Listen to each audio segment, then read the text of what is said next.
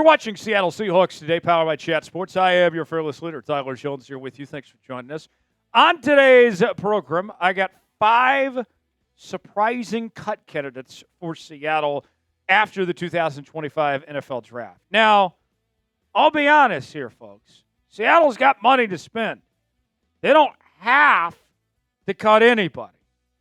But if they do, if they want to trim up some salary, maybe they want to open up a roster spot to bring in another player of some sorts.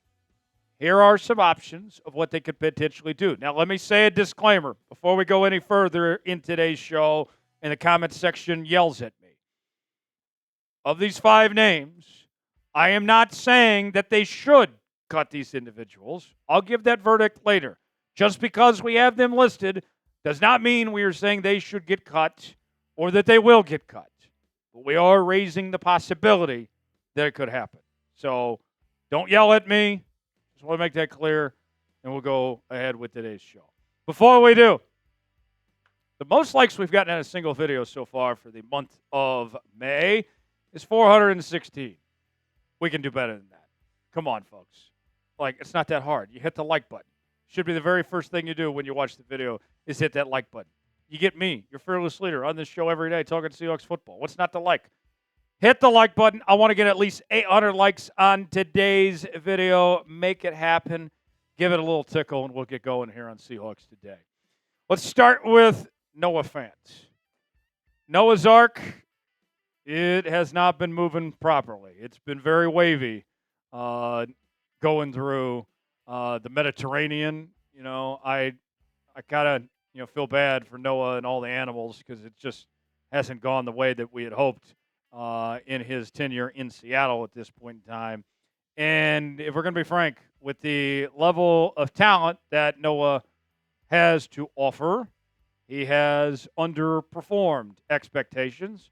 And there was a thought process at first that it was on coaching, that the coaching staff wasn't doing a job of properly utilizing him. And I do think there was some truth to that. All right? But then you bring in a whole new coaching staff, new regime change, and we still didn't see much results. If you cut him, you can save close to $9 million. And you look at the details of the stats we're talking about here. 1 touchdown in 2 seasons. How does that happen?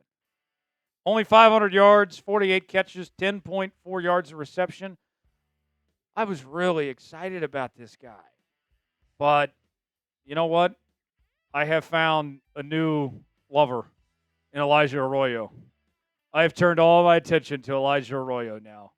I don't have much love for Noah Fant anymore. I've moved on past Noah Fant. My verdict, I would actually trade him and try to get something out of him if I can. Anything. And then if I can't trade him, then potentially cut him from there. But that's what I would do with Noah Fant if it were up to me. Now let's ask you, our pinned comment today. Should the Seahawks keep Noah Fant? You got 2 options. Type Y for yes, in for no. Weigh in the comment section and tell me what you think. Today's show is sponsored by Prize Picks. Prize Picks is the place to go for daily fantasy made easy. Cash in on the basketball playoffs with Prize Picks.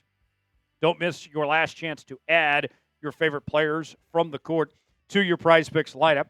Whether it's points, rebounds, assists, take your pick of more or less for your shot to win up to 2,000 times your cash today. That's gone up. Used to be 1,000, folks. Turn your playoff hot takes into tickets to basketball's championship series. Starting with the play-in round, every lineup you make on Prize Picks will enter you in the Takes 2 Tickets sweepstakes, which could get you and a +1, a VIP trip to the ship. Prize Picks is the best place to win cash while watching sports. Join millions of users and sign up today. Here's how it works, folks. You choose 2 or more players in any given category. Get the choice of more or less, whether you're talking fantasy points in football, rebounds in basketball, goals in hockey, all sorts of different categories to choose from.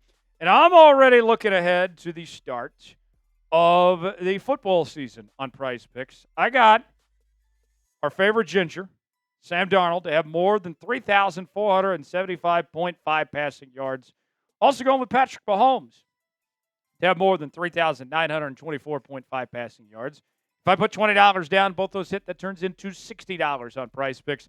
Play along with me, prizepicks.com/CLNS, promo code CLNS. Download the app today. Use code CLNS to get $50 instantly after you play your first $5 lineup. That's code CLNS to get $50 instantly after you play your first $5 lineup. Prize Picks, run your game. The link is in the comments and description of today's video. Next on the list is quarterback Drew Lock. And I know what you're thinking already. Tyler, he signed not too long ago. Why would he already be released? Well, here's the reality, folks. It's not a money thing. You're not saving hardly anything by potentially releasing Drew Lock here. Your cap savings are only about $500,000 if you were to move on from Drew Lock. But the value here is the roster spot. And history tells us that the Seattle Seahawks typically do not like to carry more than 2 quarterbacks on the active roster. Even with the rule change in the NFL, with the third emergency quarterback, Seattle hasn't really been interested in doing that. And so, obviously, things can change. History doesn't have to repeat itself. But with Jalen Milroe having a strong rookie minicamp, all the excitement and energy about him potentially being the QB2, I don't know if there's a place for Drew Lock at this point. And I think you're probably better off. No offense to Drew. I think Drew is a solid backup quarterback. I really do. I would gladly take Drew Lock as my QB2 on most teams. But you got Jalen Milroe. And if he's ready to be your QB2 and you can use that roster spot elsewhere, I think it makes sense to cut Drew Lock, in all honesty.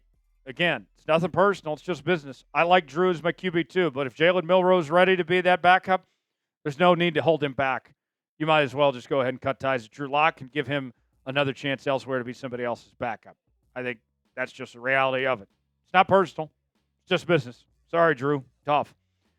For the best Seahawks coverage around, subscribe now to Seattle Seahawks Today as we bring you our daily news and rumors, sometimes 2 and 3 videos a day, breaking news, Q&A mailbags, live shows each and every week. If you are a diehard Seahawks fan, you've come to the right place. Subscribe now for free, youtube.com/Seahawks TV. Turn on notifications so you never miss a moment. Subscribe now. You'll be glad you did. All right, this one's going to be a big surprise, and this is where the disclaimer comes in. Jason Myers at the kicker position. And I know a lot of you love Jason Myers. I was not happy with him in the preseason last year, but he turned things around and had a pretty decent season, even though the special teams unit was a bit of a mess last year. But here's where we're talking not personal, but business again. You could save $5 million and replace him with a much cheaper kicker. Is Jason Myers worth all that money? And at 33 years of age, here's something to think about, too, when it comes to Jason Myers. I've always been of the belief, the Belichick philosophy. I love Bill Belichick. I'm not so high on his 24-year-old girlfriend these days. But Belichick always had a philosophy of, I'd rather get rid of a player a year too early than a year too late. And if Jason Myers had a bad preseason last year, a couple of years ago wasn't so great, are things going to catch up with him? I'm a little nervous about Jason Myers at this point. When are the cracks going to happen? Because I don't want to be sitting here in October and we're talking about that Jason Myers got the yips and has fallen apart and you're spending all this money on a kicker. Maybe you want to get ahead on things potentially and save some money there. With that said, though, I'll keep him. I'll keep him for now. But in the back of my mind, I think we'd be lying to ourselves if we weren't a bit nervous. I don't think anybody should be fully confident in Jason Myers at this point in his career. Keep that on the back burner, potentially. There's plenty of other kickers out there for far less money.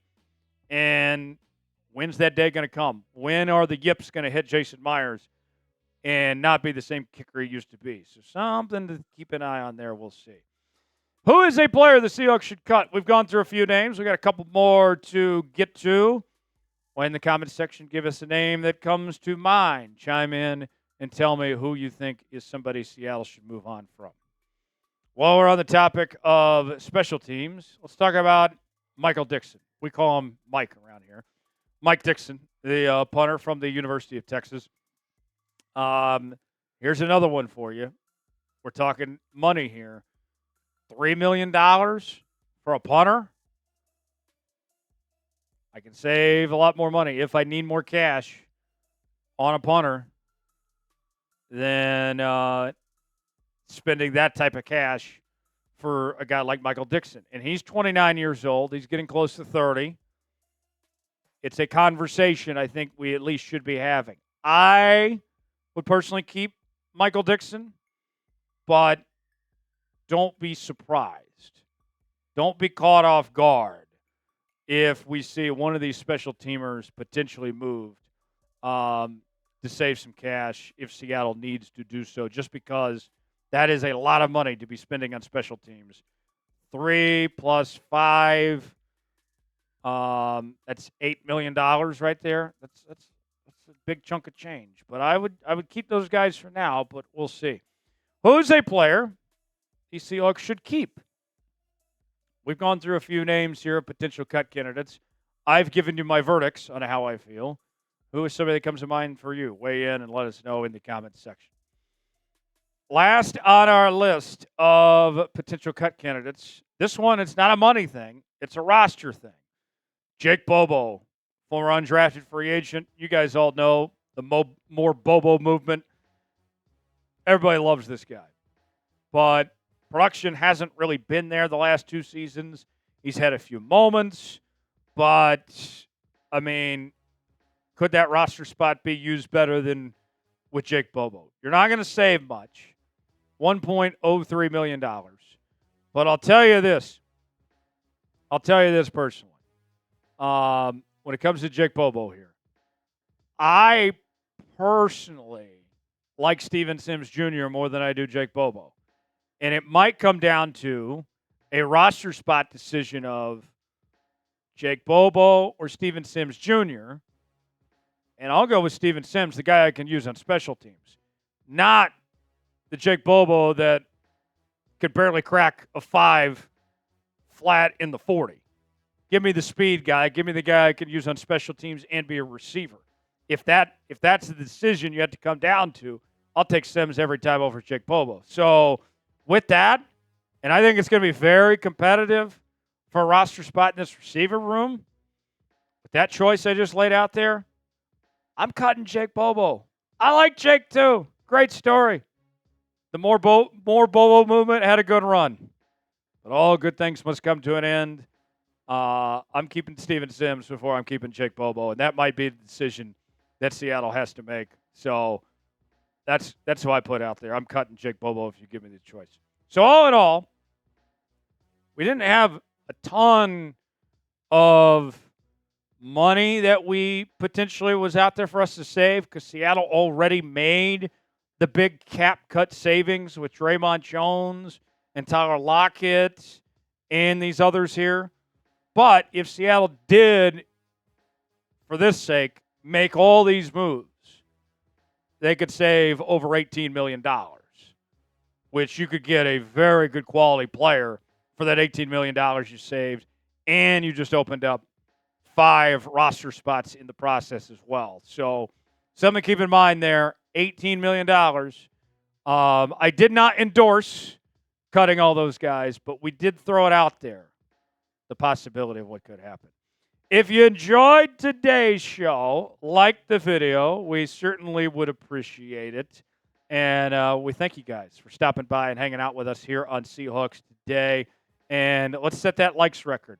We did 400 earlier in the month. I think we can easily get at least 800 on today's show. Hit that like button. I'm Tyler Jones. Thanks for joining us. We'll see you next time here on Seahawks Today.